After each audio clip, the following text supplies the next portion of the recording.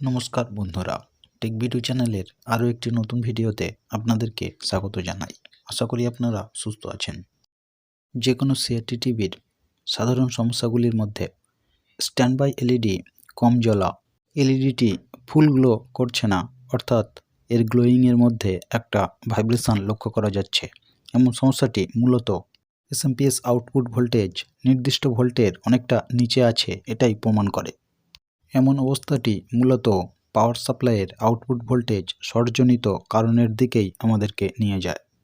তবে আসুন বন্ধুরা, আজ দেখে নেওয়া যাক এই টিভিটিতে এই সমস্যার মূল কারণটিকে খোঁজা যাক। টিভিটিকে প্রথমে খুলে ফেললাম। এখানে প্রথমেই দেখা যাচ্ছে CRT বডি গ্রাউন্ডের তারটি ওপেন হয়ে আছে। এছাড়া EHT ফাইনাল অ্যানোড রাবার ক্যাপের উপর স্পার্কজনিত চিহ্ন স্পষ্ট বিদ্যমান।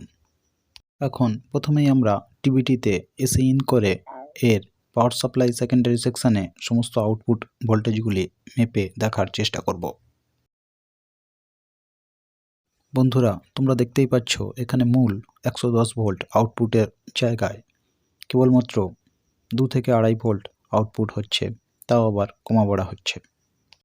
এছাড়া অন্যান্য আউটপুট ভোল্টেজগুলি অর্থাৎ +26, +11 বা +15 সমস্ত ক্ষেত্রেই 1, 2 বা 3.5 ভোল্টের কাছাকাছি আউটপুট পাওয়া যাচ্ছে, অর্থাৎ এখানে সমস্ত আউটপুটগুলি ড্রপ হয়ে আছে।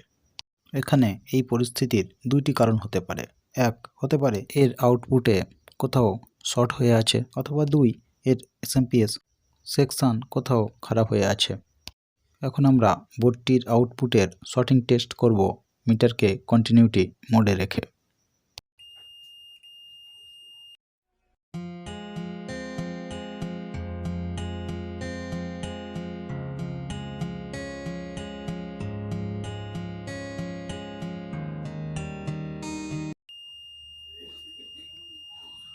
সমস্ত রকম টেস্ট করার পর নিশ্চিত হয়ে গেল যে এর আউটপুট শর্ট হয়ে আছে। এরপরই আমাদের কাজ হবে শর্টটি কোথায় আছে সেটি চিহ্নিত করা। এর জন্য আমাদের করতে হবে 110 volt EHT supply fusible resistor, যেটি 1 ohms বা 2.2 ohms 2 ওয়াটের, সেটিকে ওপেন করে নেওয়া।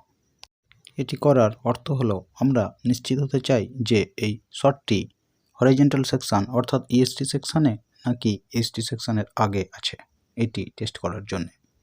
এই রেজিস্টরটি ওপেন করার পরই আমরা নিশ্চিত হতে পারবো যে শর্টটি কোথায় আছে।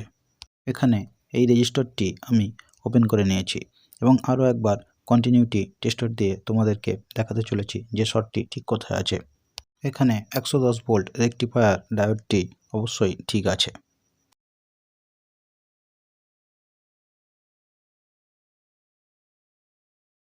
এখন আমরা EHT সাপ্লাই পিনে কন্টিনিউটি টেস্ট করব।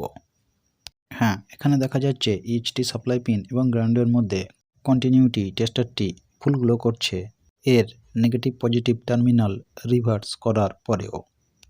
এখানে 110 ভোল্ট আউটপুটটি শর্ট পাওয়া গেছে হরাইজন্টাল সেকশানে ইন হওয়ার পর। এখানে দেখা যাচ্ছে হরাইজন্টাল আউটপুট ট্রানজিস্টারটি শর্ট ছিল, যেটি আমি খুলে নিয়েছি। এই হলো সেই ট্রানজিস্টারটির নাম্বার।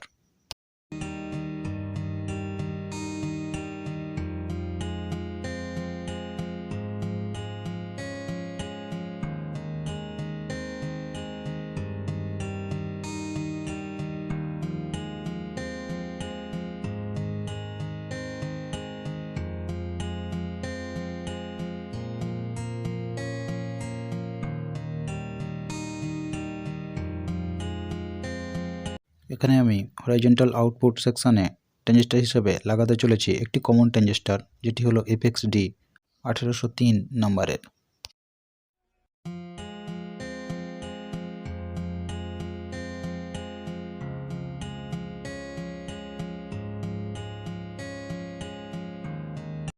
এরপর চলে আসি EHT ক্যাপে। এখানে পুরানো EHT ক্যাপটি লিক পাওয়ার কারণে এখানে নতুন একটি EHT ক্যাপ লাগিয়ে নিতে হবে।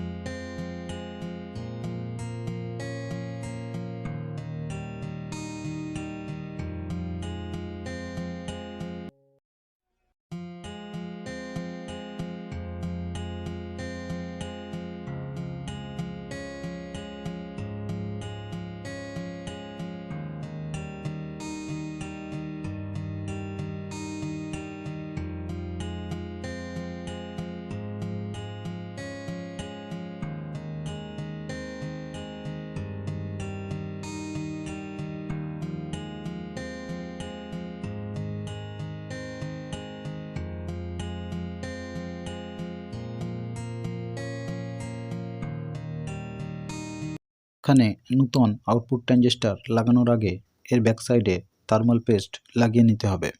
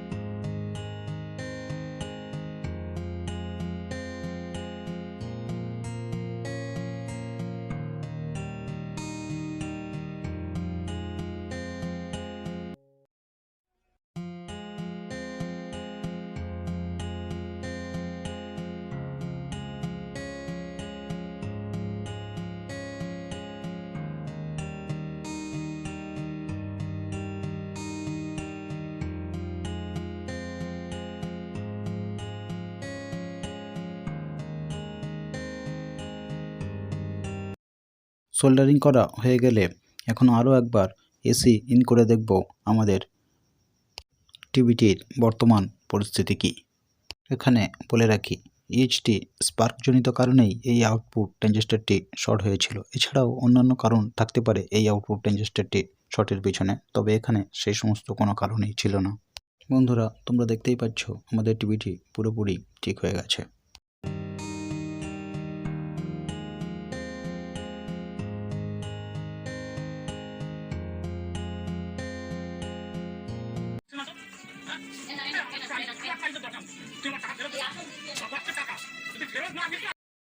আজ তবে ভিডিওটিকে এখানেই শেষ করলাম। দেখা হবে আবারও নতুন কোনো ভিডিওতে। ইলেকট্রনিক্সের ক্ষেত্রে এমনই নতুন নতুন এবং শিক্ষণীয় ভিডিও পেতে আমার চ্যানেলটিকে সাবস্ক্রাইব করুন। এই চ্যানেলের ভিডিওগুলি ভালো লেগে থাকলে লাইক করতে পারেন, শেয়ার করতে পারেন বন্ধুদের সঙ্গে। এই চ্যানেলে আপলোড করা প্রতিটি ভিডিওর নোটিফিকেশান সবার আগে পেতে বেল আইকন অন করুন। সাবস্ক্রাইব বাটনের পাশে থাকা বাংলা ভাষায় সরলভাবে ইলেকট্রনিক্সকে বুঝতে আমাদের সঙ্গে থাকুন। আর সবশেষে বলি, ভালো থাকুন, সুস্থ থাকুন আর চারপাশের পরিবেশকে সুস্থ রাখার চেষ্টা করুন। নমস্কার।